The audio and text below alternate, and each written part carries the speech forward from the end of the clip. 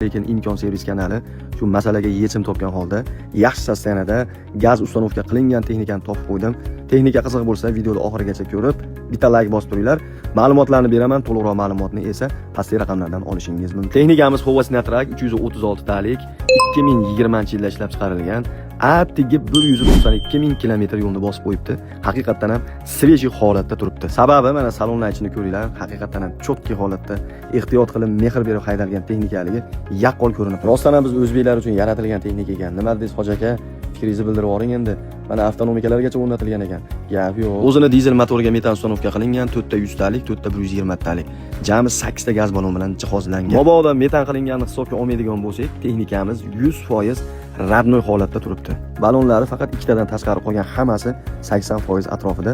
Resorlari ham yechilmagan, ko'rib turganlaringdek. Hovalarda orqa qopqog'ini kraskasi tez o'chib ketadi, shuning uchun mana chiroyli qilib asfalt qilib qo'yishibdi. Kraska qilingani ham bilinmayapti orqa qopqog'ini. Ko'ringlar. Hadovoy chaslari ham zavod holatida. Kechirasizlar, shu 2 dona podushkasini almashtirganman deb aytishgan edi. Hayolimdan ko'tarilib qopti. Lekin qolgan 100% joyi radnoy holatda texnika. Qolgan ma'lumotlarni endi texnikani oldiga borib, ko'zlaring bilan ko'rsalaring, haqiqatan ham radnoyligiga ishonch hosil qilasizlar. Bu texnikamiz o'rtacha chig'da turibdi. Egalarining nomerini pastga qo'yib qo'ydim. Xotirjam aloqaga chiqib savdosini qilishingiz mumkin. Narxini 63 ming dollar aka. Naqd pul bilan kelsa yaxshigina o'tib beradigan joyi bor. Hujjatlarida ham hech qanday kamchilik yo'q deb aytib o'tishdi. Kabinani oldidan bilsanglar bo'ladi, uncha-muncha texnikani qanaqa ishlatilganini ko'ringlar. Umuman trishena tushmagan. Hadovoylarni ko'ringlar, rostdan ham radnoy holatda. Faqatgina shu ikkita podushkani almashtirib qo'yibmiz xolos aka.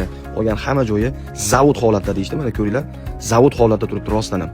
Kuzovlar tayini ko'ringlar, mana chotki holatda. Umuman shishka ham bo'lmagan, trishena ham tushmagan, svejiy holatda turibdi. 10 marta ma'lumot bersam ham bir marta ko'rganlarga yetmaydi baribir. Ko'ringlar, texnikani holatini o'zlaring baho beringlar. Imkon servis kanaliga obuna bo'lib qo'ysanglar, barcha turdagi texnikalardan, narxlardan xabardor bo'lib turasizlar. Savdolaringni bersin, yaxshi kunlarda ko'rishaylik qadrdonlar.